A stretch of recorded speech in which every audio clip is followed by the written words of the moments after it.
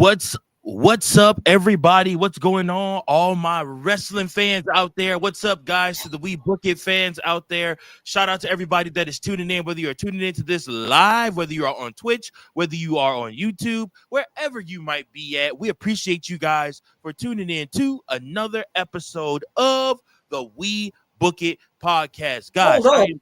You mentioned Twitch? Oh, yeah. We're live on Twitch right now, sir. Oh my goodness, that is an upgrade for us. YouTube yeah. and Twitch. We are doing it all. We are everything, ladies and gentlemen. We are the best podcast ever, just saying. Like, subscribe, share, whatever. You know what? And more than anything, I appreciate that I got my best friend right here, my main man, Fritos, freakiest one out here in the streets with me right now. What's up, Freaky Fritos? Nothing much.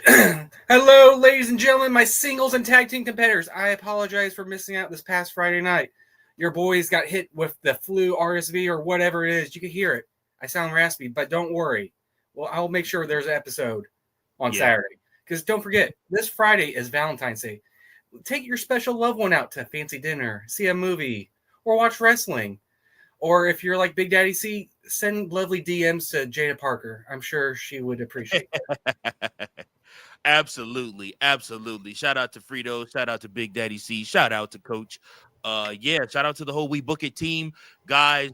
We just appreciate everybody that's tuning in, everybody that's watching, everybody that's supporting the channel, whether that be through Twitch, whether that be through YouTube, whether that be through X, because this will be posted to X afterwards. Guys, today's episode is apropos. We are just gonna be airing out some grievances this episode, some thoughts about recent booking, as well as just our thoughts on certain wrestlers and things like that. I think I have a lot to say this episode about just how I've been feeling about some of these wrestlers, about some of the gimmicks, and about some of the things that's just been going on in the wrestling business. Some of these wrestlers may be your favorites, some of them may not be your favorites. That's okay, because we're going to talk about it all today. And then, of course, you're going to end the show with Frito's Fave 5, because we always have to keep the 5 going. 1, 2, 3, 4, 5, 5 time Fritos in the building, my man. All right, so first and foremost, Fritos, I want to talk about MJF. A lot of people this past week think that MJF crossed the line with his promo that he did, where he was talking about Dustin Rhodes, Dustin Runnels, and all the things that he had to say in that promo. How he mentioned Cody. I think even referee Jimmy Corderas had something to say about it as well. Again, like I said, I think everybody's kind of been coming down on MJF for the promo, just saying that he took it too far, mentioning the addiction, mentioning all the things like that. And I guess my first thought is, where do you draw the line between what's catchy and what's like crossing the line, and then what's just too much? I guess is my thought. My first question for you. I don't know. If he was backstage and talked to Dusty and said, "Hey," or Dustin said, "Hey, I'm going to say this. Are you cool with it?" If he got permission in the back from them and said that, and they're cool, and they knew this was going to generate heat and get eyes between them two, I'm fine with that. They know it's going to draw up fan reaction some way. It's going to draw eyes. It's going to draw people to the story. The best example of this I can think of recently is Samoa Joe and Jeff Hardy back in WWE, where Samoa Joe brought up his addiction a lot in AA and cut a bunch of promos about it. You can see at one point Randy had to turn around because he's like, Jesus Christ. Yep. I mean, at some point, yes, it's annoying and it does go too far. But I feel like if you talk to the guy backstage, said, this is what's going to happen. I know they probably talk. But if he got the A-OK from him, I'm fine with it. I mean, he's mentioned Kurt Angle's balls, basically, to Jeff Jarrett. We know this is MJF's character, where he takes it beyond the line. I do that sometimes too. Everyone knows that. Where I say some outlandish things where everyone knows you really went beyond the line. Whatever. But I don't mean it in a mean way. This is part of the wrestling business. He's a heel. This is what heels do. So if he's cool, if the other wrestler's cool, I'm fine with it. Yeah, I would say that I'm not necessarily offended by MJF crossing the line and saying the stuff that he said. I just think that it's starting to become repetitive. It is. To me, my thought process behind the MJF promo is starting to become, if you heard one, you heard them all. And maybe that's me being too familiar. Maybe that's too much exposure. Maybe that's him a hot shot in the business a little bit too much. But I was talking to C on Friday night's pod, and I was telling him kind of the same thing. I'm starting to get to a place where I'm fed up with the same old MJF promo. It's, oh, I'm gonna go low, and then if you have a rebuttal, I'm gonna go even lower, and if you have another rebuttal, I'm gonna go lower than that, and it's all to try to generate a crowd reaction. I think that they were onto something when they had MJF as a baby face. Because like I said, I mean, fans just really enjoyed everything that he was bringing to the table as a babyface, and then they went and turned him heel. I think that Tony Khan would have done better keeping MJF babyface longer and keeping Adam Cole heel. Like I said, because to me, it's just these promos that he's doing. I mean, I may be in the minority here, but I'm just not enjoyable anymore. It's like, oh my God, he's gonna mention WWF. He's gonna mention what Vince McMahon tried to do to you in WWF or WWE, and then try to hijack your promo and say something that's gonna make the crowd go, oh my God, I can't believe he just said that. But in a world where you have CM Punk back, those promos kind of fall on deaf ears a little bit more, because CM Punk is the originator of the pipe bomb to me, and the way and like breaking the fourth wall, mentioning certain things about other wrestlers past that you're quote unquote not supposed to mention if you're not in that company or they're not in that company. So I mean, again, like I said, and you don't want to hot shot it to the point where it's overplayed. And I believe that's the point that we're getting to with MJF. It's just overplayed. It's the same promo over and over and over again. And it's to the point, man, where I'm just like, bro, if you've heard one, you've heard them all. Like he's going to say some outlandish, crude stuff to his opponent or to the person he's in the ring with, dueling the mic. And if they can go, they may own him, but if they can't go, like a Jeff Jarrett, they kind of sit there and look stupid. Or like Dustin Rhodes, he didn't look stupid, but he just he owned up to it. And I'm just like, okay, well, that kind of defeats the purpose if you're trying to generate heat. So what's the point? What's the point of going that far?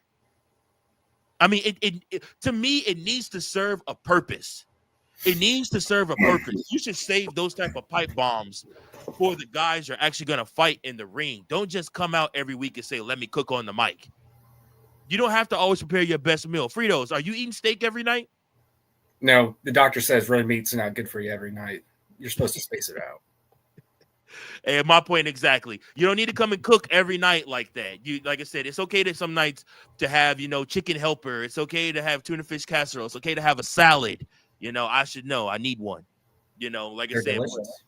They are, but you get what I'm saying, though, Fritos. Like, you don't always have to go over the top, MJF, with these promos to try to make your point. I think that he's losing some of his fan base with that. There are some people that really felt that MJF went overboard. I personally wasn't offended. I don't think Dustin Rhodes was offended. I do think, however, it's starting to get boring. It's starting to lose its luster for me. And I also think part of this might be Tony too. This has always been a numbers game with the ratings, and this is always a quick little pop in views, really. So this could be that, and you mentioned about MJF being back to the face. I think he's just a natural heel. That's where he's comfortable at. So for him to do this, it's just being comfortable in it. Just like how Batista always wore sunglasses when he was cutting promos coming out to the ring. He felt comfortable, just more natural. I think it's the same thing for him, even though he needs to mix it up. Throw some greens in there, but yeah. I mean, I don't know. I mean, again, I've never actually worked in the wrestling business, but I've watched wrestling for the better part of 20 some odd years. We may not have worked in the wrestling business, but we are open to. So give us a call, guys. Someone. I know someone's out there. Fritos is just dying to put that world title on the line, guys. He really is. Like, he really wants to fight. He's willing to book. You can book the match on your promotion, him versus my son, for the Who's the Real World's Champion. And literally, put him in the ladder match together, hang my son's title that's from Toys R Us. I'm sorry, not Toys R Us, from Walmart, and hang his title that's actually a real replica up on a ladder, and he really will fight my son for it because he's that crazy. I am. But anyways, yeah, man. Like I said, I don't mean to crap on MJF. I still do believe MJF is one of the hottest acts in the business today. He will do great numbers in WWF. But at the same time, like I said, it's one of those things, man, where it's like, you know, you don't just save it. Save some of this stuff so it means more when you pull it out. It's basically what I'm trying to say. You know, if you have, you know what I'm saying, a very well endowed, male part, it means nothing if you constantly whip it out every single day, right? You got to save it for the occasion. I was trying to make you pop with that, Fritos. You got me there. I mean, if you whip it out every day, there's no point. All right, folks. We're going to move right along after that one. Sorry, ladies and gentlemen. We're going to move right along after that one. So next up, I wanted to talk to you, Fritos. I wanted to get your thoughts on this. An idea has been floated around.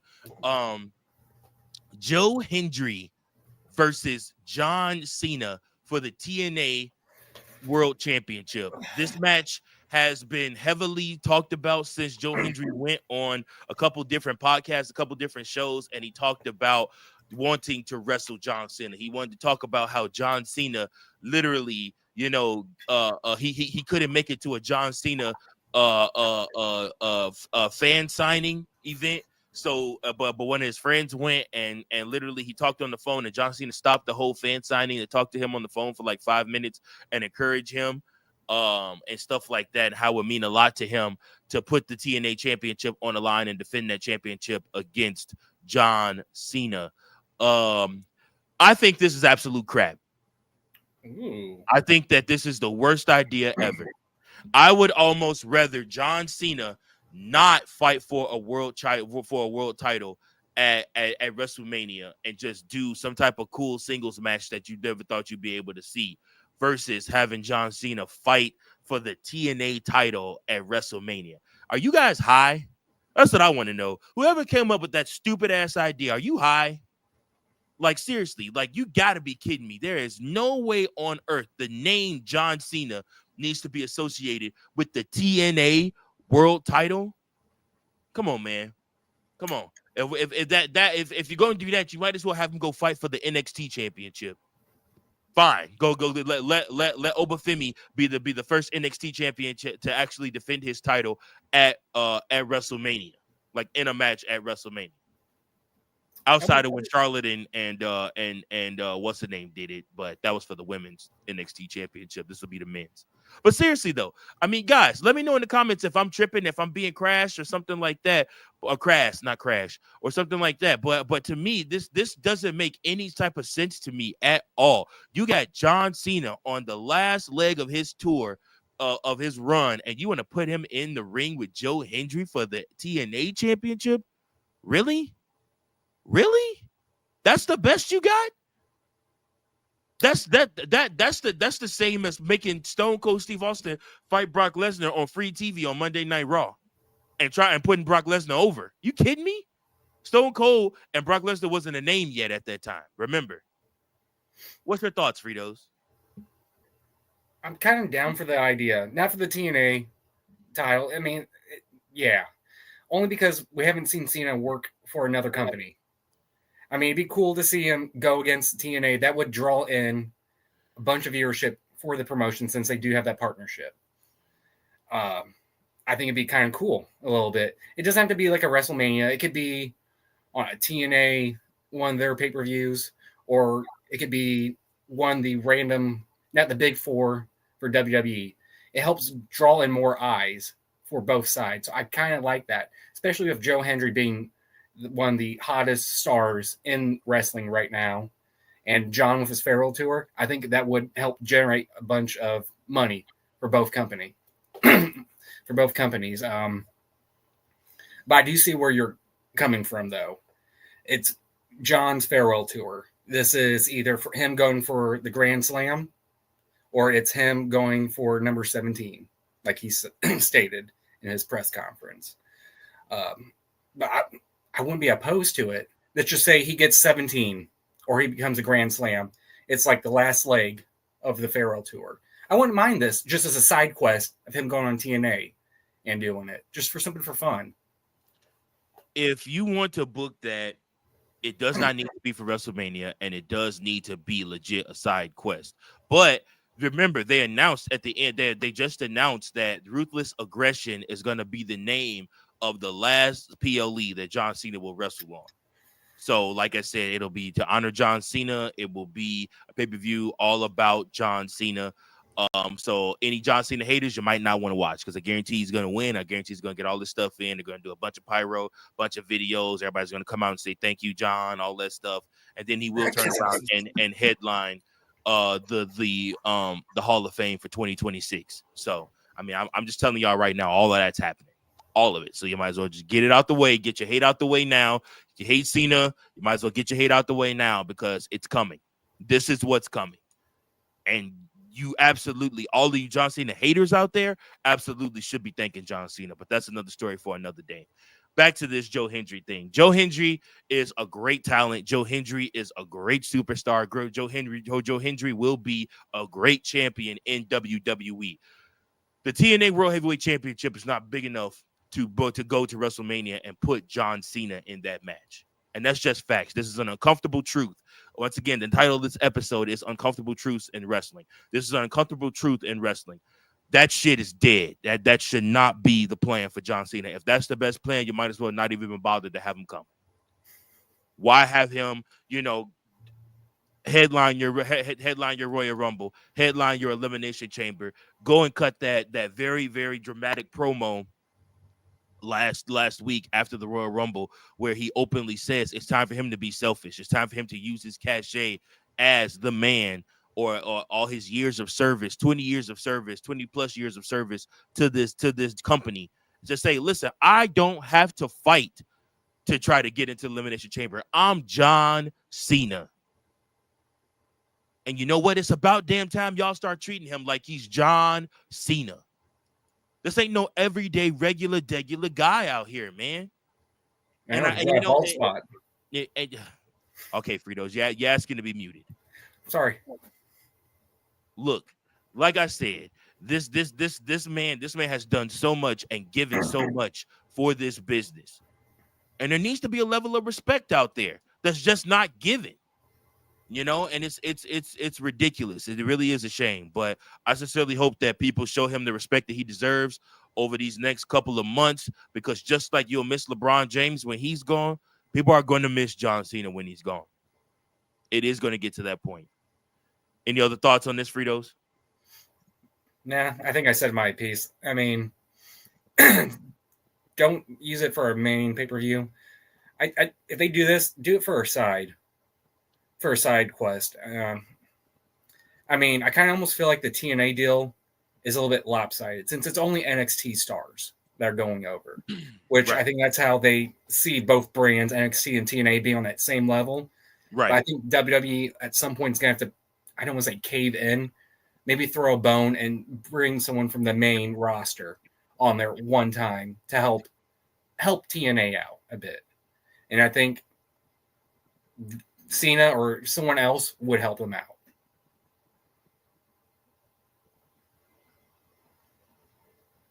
Yeah, no, most definitely, totally, 100%. Okay, so my next thought is on Damian Priest. Damian Priest is a superstar that I believe has an immense amount of talent. I did not believe in Damian Priest when he was a part of NXT. I thought he was trying to find himself. I did not believe Damian Priest when he first came up to the main roster. But Damian Priest, when he partnered with Edge and he joined the Judgment Day, I really, really bought into Priest. And then the fans really began to buy into Priest when he was with Edge.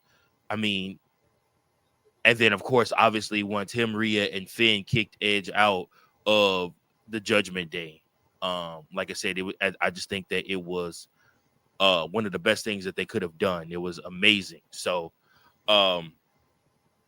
I just think that it was very, very, very good, a very, very good decision for his career to be one of the heads and one of the leaders of Judgment Day, along with Rhea Ripley as part of the Terror Twins. I think it was really great. Post World Heavyweight Championship, post the Finn Balor feud, I have grown sour on Damian Priest. I believe that Damian Priest has a lot of talent. Like I said, I believe Damian Priest is a great wrestler. Like I said, the problem is it feels like Damian Priest is being forced fed to us. And it feels like they're trying to create this image for him now, like he's hood or from the streets, and that he, is, this guy that I don't believe he is. This character change that they're trying to do with him, the Street King character, I don't believe it. I don't buy it. I don't. Like I said, I mean, he went from trying to be gothic to now he's trying to be hood. You pick a lane with this character, please. Like I said, I don't know what they're trying to do with him, and like I said, it's just going back and forth. And I mean, I don't know. I'm trying to be patient, and I'm trying to be, one of the people, because I always preach patience with characters and with character growth. I always preach, like I said, letting everything play out. I have been a big, huge proponent of that for many, many years. But like I said, it's important though that we make sure that, when we're looking at this character, that there actually is growth happening. And I mean, for me, I'm just thinking to myself, like, I don't know that I see the growth with Damian Priest and this new character. What do you think, Fritos? I wouldn't say I'm sour about it. It's definitely gone stale. It's still water, if you will. You mentioned about not liking NXT and all that. I've watched his documentary. He's gone through a bunch of different characters through WWE. I mean, this is just his next character, but I feel like this is becoming like the most real him, if you understand what I'm saying. This is the best character that represents him. That's how most of the WWE stars that we know and love, or any wrestler, it's the character is them just amplified times 20. I don't know if it's going to take a little time for this new Street Kings or whatever they're doing with Damian, but post Judgment Day, I thought that was the best Damian we've got, and they should have continued that. I think maybe the Gunther stuff with the promo call him street trash, poor, and everything else like that did not help. So it's just going to take some time for this new character to flesh out a bit. Let's just wait and see. Because, I mean, we already got the tease with him and Cody eventually down the line for the WWE Championship. And we also got Shinsuke in the background with the United States. He did that last Friday. He did it the Friday before that. So we don't know what's going on with the Shinsuke character. So Damian might be your U.S. champion, and maybe then something reignites in him with this character you might enjoy, or the rest of the fans enjoy. But right now, yeah, I kind of get where you're at, where it's just meh. But I just say let it run for a little bit. Give it a month or two, because that's what we've known with Triple H. It takes some time for him to develop these characters. It took Jay, how long? 12 months, 24 months before how big he is now and how everyone loves him. True story. So, real quick shout out, Big Daddy C. It said Black Man Backstage left my ass up. Just kidding. Shout out to Big Daddy C tuning into the episode. You should be on here with us, boy. But we definitely gave you the day off. I hope you're enjoying the Super Bowl party. Shout out to everybody else that is at the Super Bowl, or if you went to a Super Bowl party. Hope that you are enjoying it. Yeah. But moving on from that, yeah, man. Like I said, I'm just not a fan of this new Damian Priest. I almost kind of wish they would have kept this character what it was. Okay. See, I'm not putting that up there. You are ridiculous. All right. No, I'm not putting that up there. I'm not. We're stopping right now. You behave yourself. It's in the comment section, so people will see it. Good God. Anyways, but yeah, so like I said, I would just much rather him have kept the same character that he had before. Now, another uncomfortable truth that I want to talk to everybody about is our current world heavyweight champion, Gunther. Something is missing with Gunther. Something is not clicking with Gunther. Something is terribly off, and I don't know what it is. I don't know what it is. I saw somebody on X post that they miss Fat Gunther, because like I said, he was just on a different level when you know what I'm saying when he was fat, but now that he's lost all this weight, you know what I'm saying, like I said, and everything like that, it something isn't clicking. It's his first world title reign, but it mimics his Intercontinental Championship reign. But he looked so much more confident and comfortable in his Intercontinental Championship reign than he has in this world title reign. And I just feel like something is off. He's searching for something that just has not come yet. And for me, he's been a terrible world heavyweight champion. Out of the 3 world heavyweight champions that we've had, Seth Rollins, Drew McIntyre, I'm sorry, 4. Out of Seth Rollins, Drew McIntyre, Damian Priest, and Gunther, literally, Gunther's the worst world heavyweight champion we've had out of this new incarnation of the championship. And that's terrible. That's hard. That's horrible to say. But his stuff is bland. His stuff is boring. He doesn't care. And like I get WWE trying to play into that. Well, he doesn't care about being a sports entertainer. He's a wrestler, and they're going to try to draw these parallels between him and these differences between him and Jey Uso, and say, oh, well, Jey Uso is an entertainer. Jey Uso is a sports entertainer. I'm a wrestler. I'm a pro wrestler, and I'm this and I'm that. And yes, you are, but you're also boring as hell right now. I am very, very, very capable of turning my TV off whenever you're on the screen.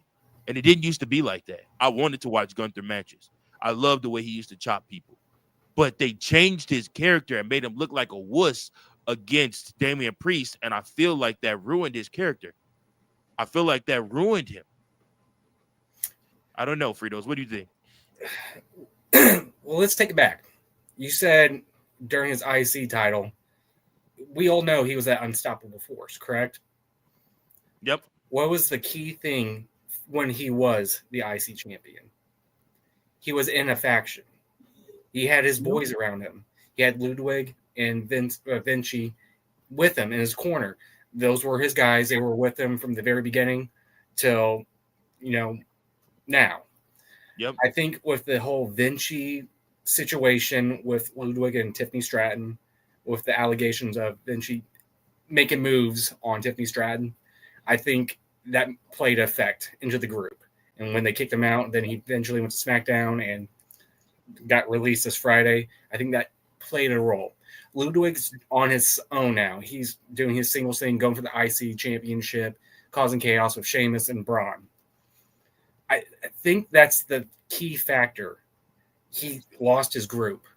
So we're seeing him literally on his own. It may be something uncomfortable for him that he's by himself and not with someone. He may feel stronger in a faction. Sure. So I think that's what's missing in this, that he has no one behind him helping him. And maybe when he was with Ludwig and Vinci, they were talking, they were, planning stuff for promos, matches, anything like that. That's what made Gunther him. Maybe it was just feedback from those two as well, talking to each other, helped develop Gunther as the person we knew during the IC run. Now, I think maybe that's playing effect, the fact they've kind of broken up and he's by himself. Yeah. Yeah, man. Like I said, you know what? I never thought about that point. The fact that Imperium, he looked a lot stronger, a lot better. And I mean, like I said, he had his boys by his side, but they went ahead and made the switch. Gunther sent, Ludwig on his own. He's on a whole different show. He's on SmackDown now. And then, of course, Vinci just got released earlier this week from WWE. He's no longer even with the company. I mean, and I agree with that. But still, I expected more out of Gunther. I expected to be entertained out of Gunther. Now, I will say this. His World Heavyweight Championship match against Jey Uso at WrestleMania, he's going to beat the hell out of Jey Uso. I mean, he's going to beat him bad. He's not going to win the match, but he's going to beat the hell out of Jey Uso. Like, Jey Uso is going to keep getting up, keep fighting, keep fighting. Keep trying to get back up, but I mean, he's gonna beat the hell out of him. He's gonna punish that man. It's gonna be ugly. It's gonna be real ugly. But at the same time, you just appreciate the fact that I would appreciate the fact of having a little bit of more sports entertainment from Gunther, letting him actually get on the mic and cut a good promo. Let him like draw me in and make me want more of what he's bringing. And I just haven't seen that from him in this world title reign. The Intercontinental Championship reign, it's perfect. But this world title reign has left a lot to be desired. I'd have to agree. So maybe this is just his first run with a major championship like this by himself, essentially. So maybe the second or third run, when they give it to him, it'd be better. I say right now, this is just testing grounds. Like you mentioned before, past shows, but Damian Priest, it's his first run. It's a little bit meh, but he's going to get multiple runs. He's going to learn from some mistakes and make the next run better. That's the only thing. It's just his first run, test and error, figure out what worked, what didn't work, and we'll find out next run. Agreed. All right, now our final topic for the night. Guys, I want to talk to everybody about Mercedes Moné. I have held on long enough to this, waiting for the right moment to be able to share this with everybody. And I just feel like now is the time to talk about it. Right here with you, Fritos. Mercedes Moné. I'll take you guys back to the first WrestleMania after the pandemic. Tampa Bay, Florida. Raining outside. Bianca Belair. And that at that time, Sasha Banks are going at it for the women's SmackDown Championship.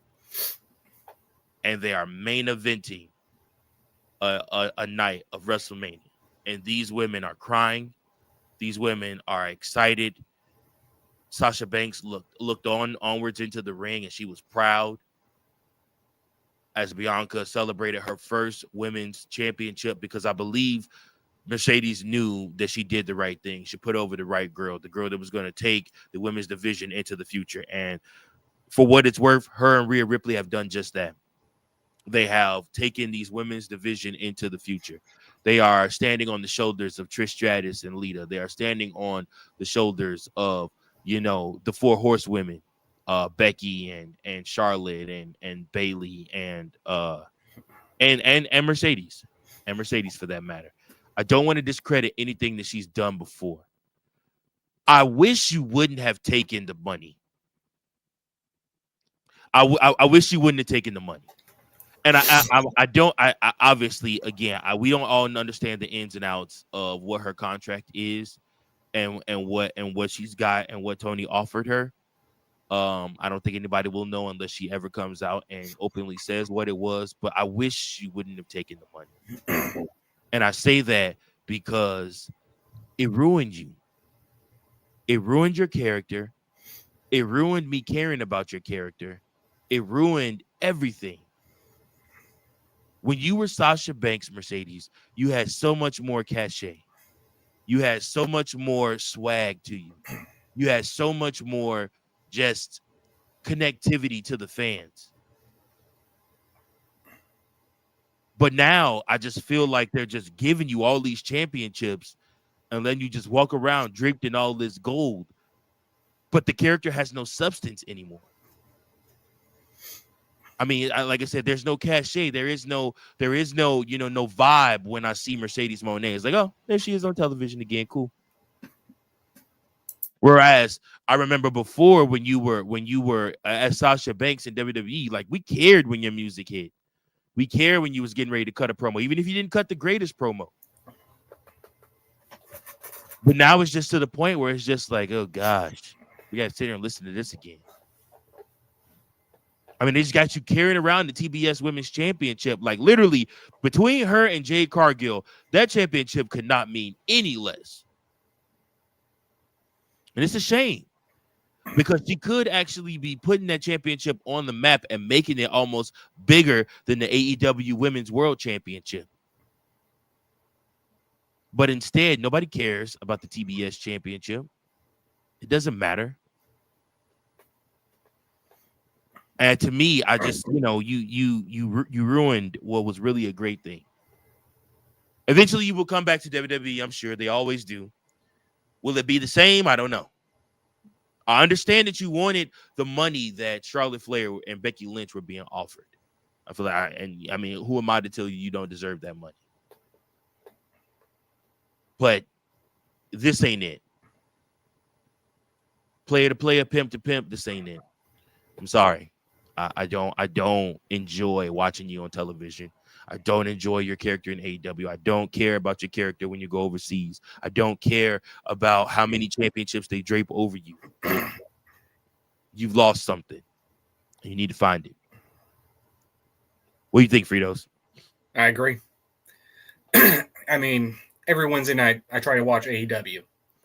Anytime that Mercedes is on the TV, there's a comment from my fiance, change it. I change it, can't watch it. It's unbearable. Yeah. It's starting to get to the point where it's unbearable. It's almost like food industry, if you will. Buffalo Wild Wings was probably one of the great wing spots to go to for chain wise. Then they sold out to Arby's, and now I can't even eat it. It's literally shit. The inside's different. The whole vibe, the feel is different. And that's how it is right now with Mercedes. She sold out for more money, which I get it. Get what you feel like you're worth, especially in this business where it's cutthroat. And if you believe you're worth that, go get it. But right now, just the way the character is, throwing nothing but titles at her, it's just empty substance. Yep. Essentially. And it's just not enjoyable to watch. Now, like you said, if she does go back to WWE, it's more of a win. Is it going to be different? Who knows? Is the vibe going to be different? I hope it's back to old Sasha Banks, but it's hard to tell right now, especially the way we're seeing this and how Tony's just throwing everything at Mercedes. And you know that the crazy part in that, Fritos, is that technically this character, the Mercedes Moné character, is supposed to just be a more in-your-face version of Sasha Banks. But the question is why isn't it resonating? What's the difference? Why isn't this character resonating like Sasha Banks was? I don't know if it's booking, because there's been some great matches that Mercedes has on AEW. True. I just think it's piling up all the gold and making her super Mercedes, essentially. Yeah. It's just dull. It's boring. There's no substance for her, and there's no substance for the titles. So why would we care about her run with the titles? Why would we care about the titles itself when it's nothing but dragged out this long and just pointless? That's all it is. It's just pointless. Yeah. I mean, and again, that's to the point. That's where I'm at with it to this point. As a wrestling fan, you know, it's so much wrestling out there. So much wrestling out there. Just like there's so many podcasts out there, which, again, we appreciate everybody that is tuning in live to this and anybody that is going to tune into this on the replay. But there's so much wrestling out there, dude. Like, you have your pick. If something sucks, you can literally change the channel and find some more wrestling. It wasn't always like that. There's so much instant access to wrestling now that you don't have to necessarily sit there and suffer through having to, you know, hope that that Mercedes cuts a decent promo, or hope that, you know, she's going to give you something to make you actually care about her. There's other wrestling out there now. You don't have to worry about that. And so, I mean, I don't know, man. I hope she figures it out, man. But yeah, that was just my thoughts on Mercedes Moné. I'm very disappointed. Very, very disappointed. Everything she's done outside of WWE, I don't think has been what she thought it was going to be. Same with Jon Moxley, though. Same with Jon Moxley. I don't know what he thought his character was going to be outside of WWE. I don't know if he thought he was going to have more cachet or more vibe or anything like that. But it's definitely not what he thought it was going to be. Definitely not. I can tell you that. At least I can say Moxley's been a little bit more enjoyable with the matches he's put on. I can't, you know, pinpoint one Mercedes match that said that was fantastic. I actually enjoyed that. There's at least a decent handful of Moxley matches I could say I enjoyed that. I care about Moxley. I care about this character. I care about this title run. Now, this new title run, I'm iffy, but I get where booking's at lately. They're waiting to build up some more guys, but right now, at least I can say Moxley has put on more of an entertainment value since leaving WWE compared to what Mercedes has. Yeah, that's true. That's true, I guess. But guys, listen, before we go ahead and end this episode, I need you guys to get active in the comments below. If you're watching this, give us your thoughts on these different superstars that we have talked about. MJF, Joe Hendry versus John Cena, Damian Priest, Mercedes Moné, Gunther. Let us know what your guys' thoughts are on these, whether you agree with us or whether you think we're totally off base and wrong. Well, we thrive on the comment section. We want you guys to make sure that you are a part of the show. So please go ahead and comment below. Now, guys, it's time for our favoriteest part of the show, guys. It's time for Fritos Fave 5. Fritos Favorite 5. Presented by no one. God, that is such a great picture of me. I love it so It much. is. So like trash. Virgil, Such a great picture. Since I'm sick and I can't scream, will you please kindly play my music, sir? Thank you. At number 5, I've got Io Sky.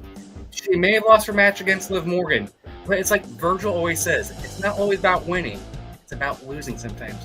The way she lost due to disqualification for Rhea Ripley and seeing that emotion from her saying, why'd you do it? Why did you interfere? I'm interested to see what the story is with Rhea and Io. Is this a potential WrestleMania match? Who knows? Keep your eye out for that. At number 4, I've got Alexa Bliss. Her first match back in WWE this past Friday night against Candice LeRae in almost 2 years. It's a bit rough at times, but it's her first official match back in there. It's going to take some time for her to get back fully into ring shape, but I thought it was a fantastic match and a great way to bring her back in there. At number 3, I've got Drew McIntyre winning his triple threat against Big Jim Uso and LA Knight. It was interesting to see some shots that Drew took at LA, so I think the rumbling backstage might have been about LA during the Royal Rumble. So let's just keep an eye on Drew in LA, but Drew's in your Elimination Chamber match. At number 2, I've got CM Punk beating Sami Zayn to secure a spot in the Elimination Chamber. He's in there with Drew and John Cena. There's still 3 other guys that we don't know, but you know that Elimination Chamber is going to be fire, especially when John Cena and CM Punk are staring down each other and going at it. Then at number 1, I got Kevin Owens returning, attacking Sami Zayn, and saying how much of a terrible friend he was for not helping him out.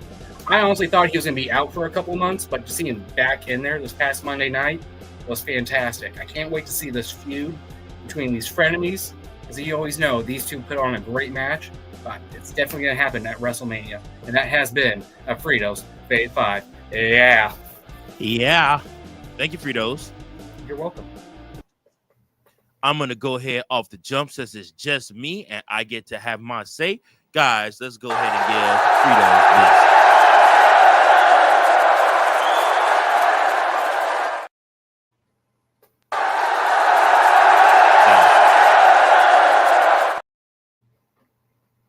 Double pat for Fritos on the back. Fritos, that was a very good Fave 5. I agree with all of those. I have no type of what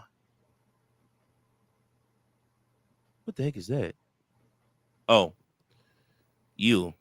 somebody on Twitch commented something stupid. I don't know. Hi guys. Anyways, yeah, so we appreciate everybody that's tuned in, that's watched. Fritos, you get an A+ from me. And guys, let us close out this episode once again with making sure everybody knows you need to like, share, and subscribe. We are on Instagram, we are on Twitter or X, and we are on Facebook, as well as we are now on Twitch, streaming 4 times a week. Woo! So we appreciate you all for tuning in. Thank you so much. Please check back in tomorrow as Raw Dog Monday Night Raw is brought to you by Coach and Big Daddy C. We appreciate you guys. Until next time, keep those booking pencils sharp and keep on booking. Peace.